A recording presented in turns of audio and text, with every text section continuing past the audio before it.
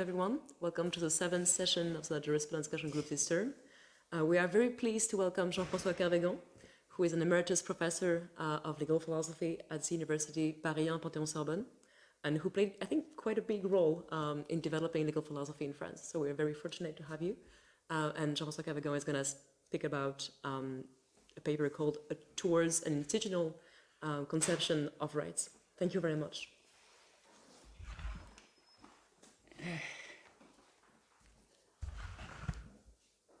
It's okay. So thank you for your invitation. And firstly, please accept my apologies for the primitive character of my English speaking. My native language is French. My main working language is German. So apologize. So my reading of Hegel's philosophy of law, which I understand as a form of weak institutionalism, led me to the conclusion that an institutional perspective might offer a promising framework for a conception of rights that tries to escape the alternative between natural law theory and legal positivism.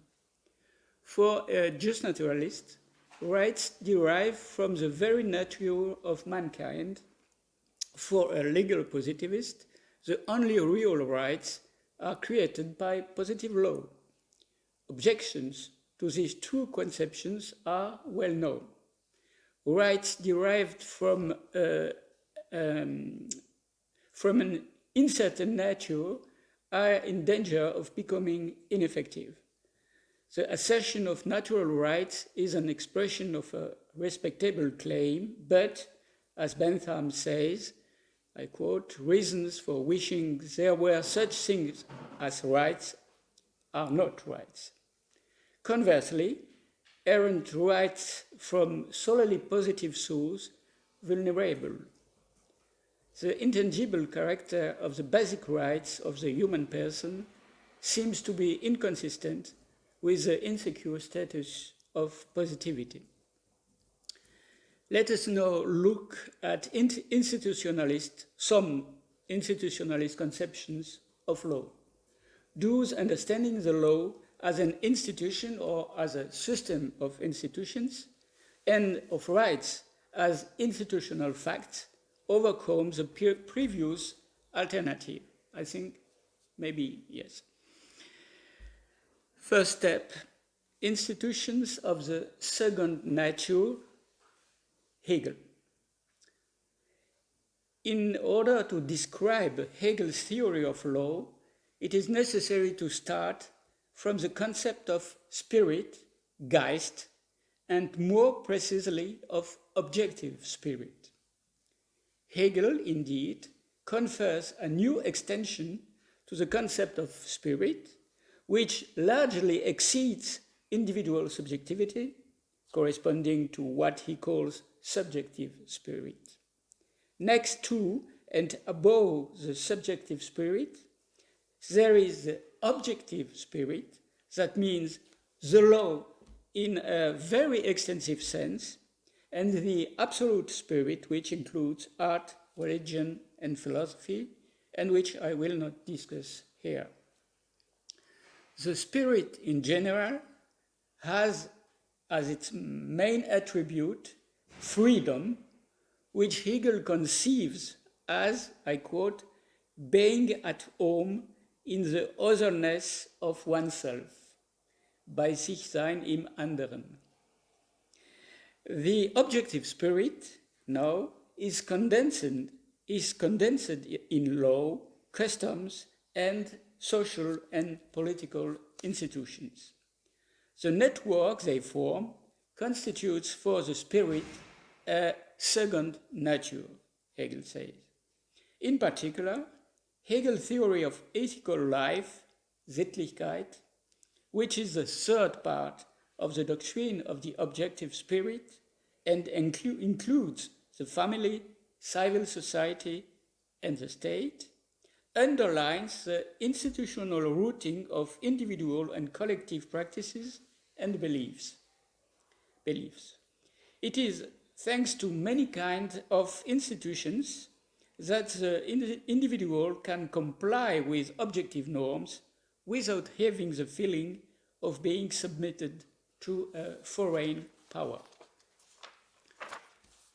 How do institutions contribute to endowing individuals and social groups with rights? I consider two examples. The first is marriage. I choose this example since it is one of the cases where Hegel's text seems to endorse the common basis of his time.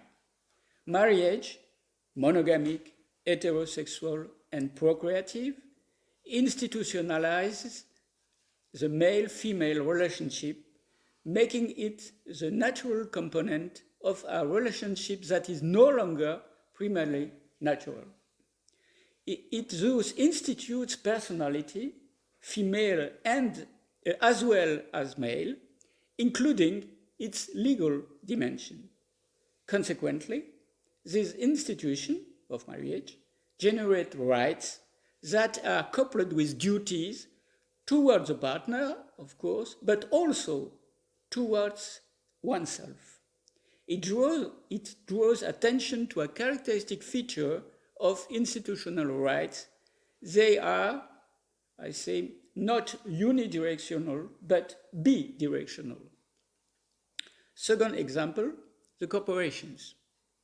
Hegel deplores their abolition by the French Revolution, but the corporations he has in mind have nothing to do with the Ancien Régime guilds, which only aimed to maintain privileges.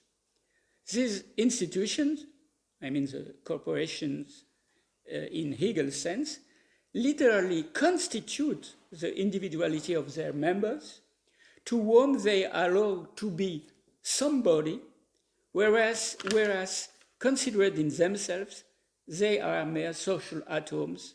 That means, Hegel say, nothing.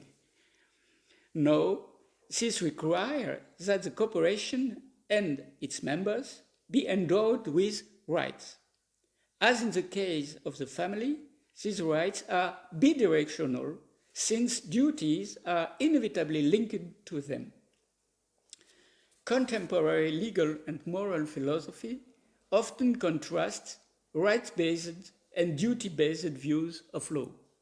Hegel's understanding of rights rejects this alternative.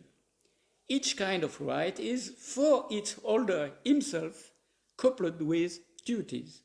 It is therefore required to overcome, I quote, the appearance of difference of rights and duties, which is due to the persistent discrepancy between normative determinations and the way they are interiorized by individuals. Second step, rights as Rechtsinstitute. I will explain why it is so difficult to translate this word. So by Friedrich Karl von Savigny. The leader of the German Historical School of Law, Friedrich Karl von Savigny, Hegel's colleague and powerful opponent, held completely opposite views to those of the philosopher.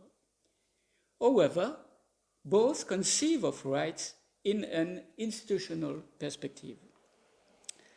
Unlike the German legal language, French and English are unable to differentiate between Institut and Institution, Rechtsinstitute and Rechtsinstitutionen. As it is the case in Savigny's work, Rechtsinstitute, such as property or marriage, only have an objective individuality, whereas in Institutionen, such as associations, corporations, etc., this individuality passes into the subjective stage. This distinction prevents the valorization of the mere subjective dimension of personality instead of the basic objectivity of institutions.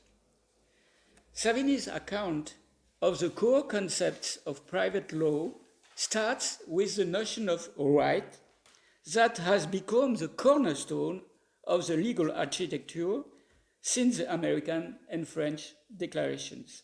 But, contrary to the henceforth prevailing view, Savigny argues that rights, I quote, need a deeper grounding.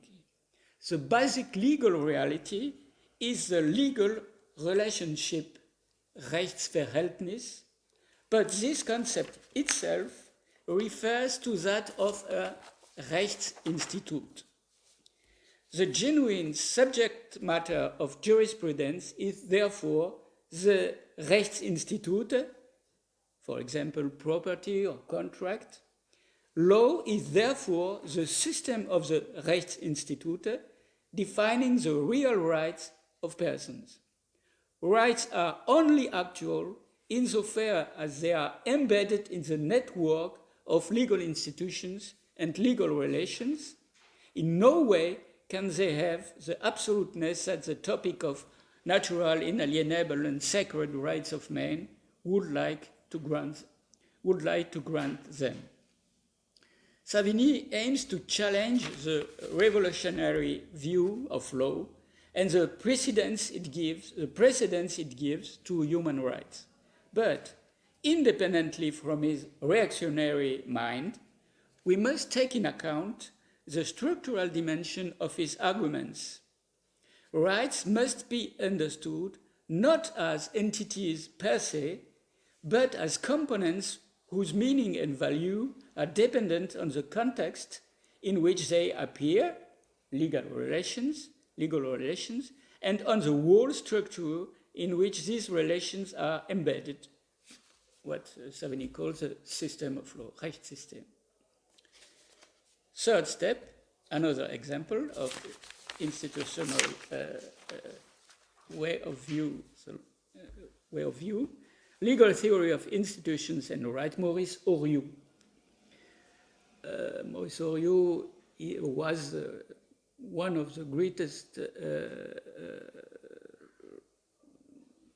professors of the beginning of the 20th century, and he had an immense influence on the development of the doctrine of administrative law in particular. Oryu's writings, like those of Savigny, are tempered with mistrust to the, I quote, overflowing individualism of the vision of law and rights that dominates after the French Revolution. Oryu was also cautious about theories of social law from which socialism is derived, and Oryu was in no way a socialist. But Oryu's main opponent is the subjectivist conception of law as expressed in the sacralization of the individual rights. In fact, before passing into the subjective stage, individuality is first of all objective, since it is embedded in procedures or constituted by them. The individual, including collective individuals, is a social thing. It is instituted by customs, rites, procedures, etc. Hence, the special importance given by Oryu to what he calls social ceremonials that combine within themselves a plurality of individual acts without the individual will being directly involved. The outcome of such procedure is embedded in institutionalized practices, giving priority to the viewpoint of things, le point de vue des choses, rather than that of subjects, is the main point of Oryu's theory of law. Two aspects deserve, in my opinion, to be highlighted. First, the word institution must be understood in its dynamic meaning. An institution is a process that institutes before being the result of this process. Second point, Oryu's concept of institution has a much broader meaning than in current language.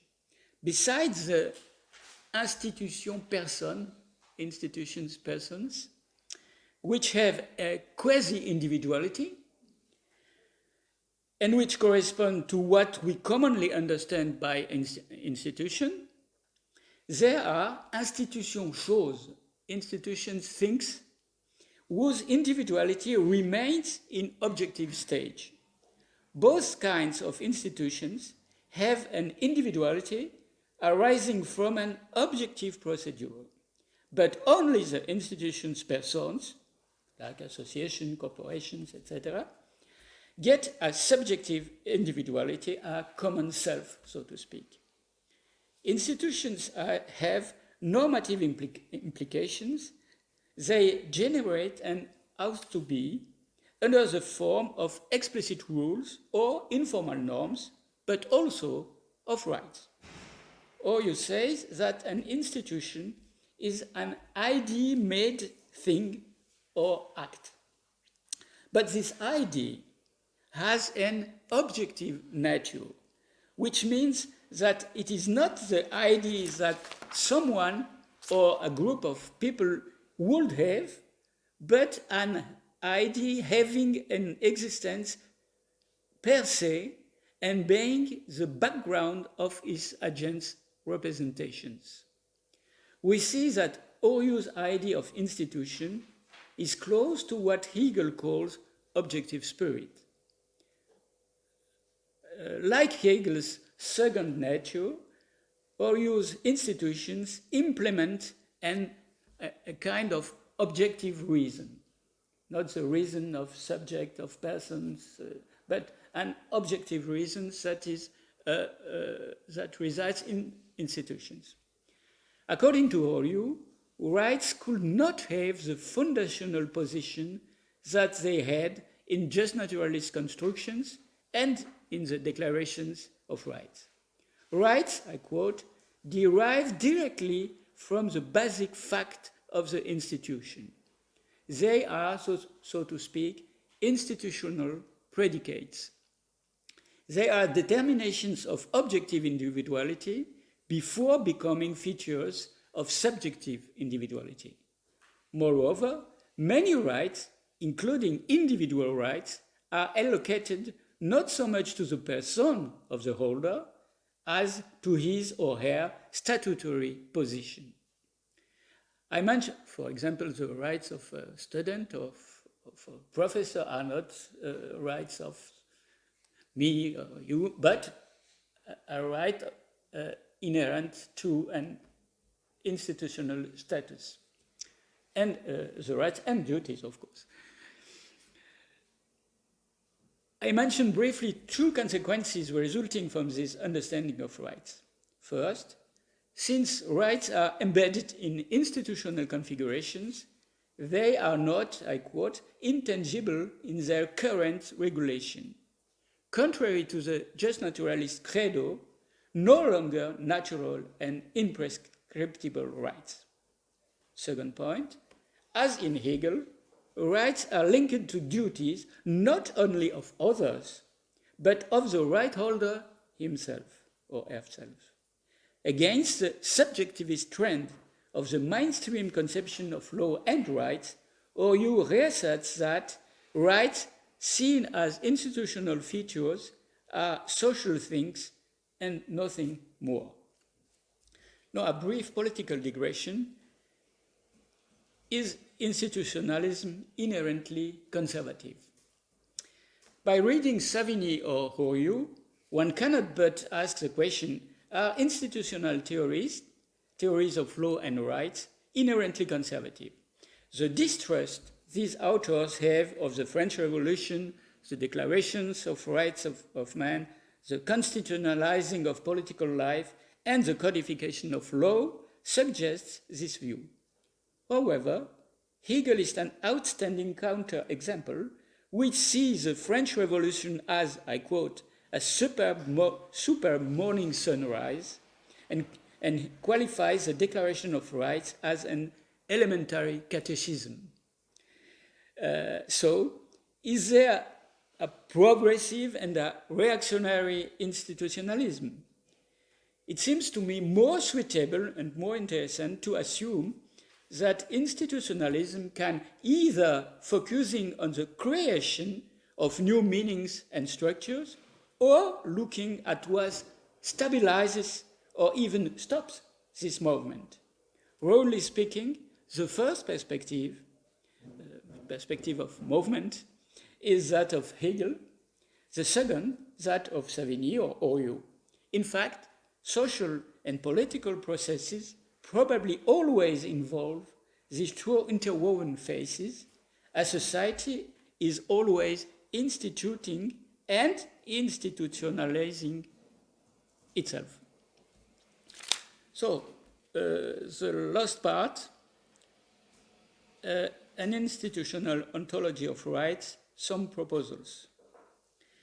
Institutionalist theories did not always take the question of rights as their main focus, but they incite us to understand them neither as natural and imprescriptible rights, natural law perspective, nor as mere creations of a sovereign fiat, positivist perspective. Rights should be rather seen as institutional facts. So, in this view, rights are only meaningful within a network of institutional settings that forms for individuals and social groups a second nature. This understanding of rights may also provide a more convincing description of collective rights, or even of rights without human holders, than those that remain tainted by individualistic bias. Institutions, in the sense of Savigny's Rechtsinstitute or Oryu's Institution Chose, are presupposed by any description of rights. Rights, including the most basic ones, should not be seen as invariant properties of given individual or collective subjects, but as, so to speak, linked variables within a more or less formalized set of legal institutions. Rights are, as John Searle says, deontic powers, but the nature and scope of these powers, as well as the forms of their use, are closely linked to the institutional contexts in which they are defined. Institutions like property or contract logically precede all provisions, competence, rights, duties, liabilities, that concern relations between legal persons. These relations are only operative within the framework of these institutions, which form the horizon of what is legally conceivable and practicable. The institutionality of basic legal things is what preserves law and rights from the fragility implied by the positiveness. It protects them against what Portalis, the main author of the French Code Civil, called the revolutionary mind. He had no sympathy with this mind, as you can understand.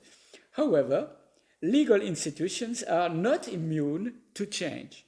Positive legal provisions, including those relating to basic rights, are always open to revision. These reviews do not only reflect the discretionary power of the constituent, the legislator, the courts, or the public mind. They also satisfy internal requirements for normative consistency. Indeed, the legal provisions relating to the same subject matter must derive consistently from the same idea of the legal institution within which this subject matter should have certain meanings and consequences.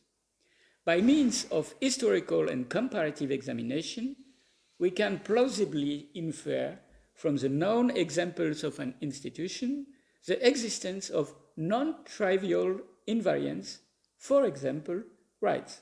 But this invariant core is quite small. For example, the meaning of the institution property has deeply changed since the recognition of everyone as a legal subject. Henceforth, no more dominium utile or eminent domain as in the medieval thinking of law, even if some traces of the theological and feudal origins of our legal notions of property remain. This paradigm shift has obviously profoundly modified the conception of rights regarding the institution of property and also of rights in general. If the institution of property involves some invariant features, among which are lawful claims, rights, it is appropriate to provide them with a kind of ontological stability. This is what the natural law theories were doing with their own tools. In my view, the idea of institutional constraint, if we understand by this the requirements involved in the very idea of a legal institution such as property or contract, is a good alternative to the onerous assumptions of the natural law doctrines.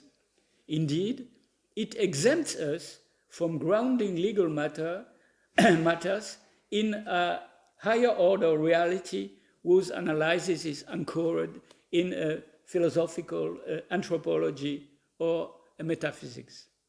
By institutional constraints, I mean the conceptual arrangement of an institutional system which determines the scope of the possible actions within the system, as well as its guiding norms and the rights and duties of its agents.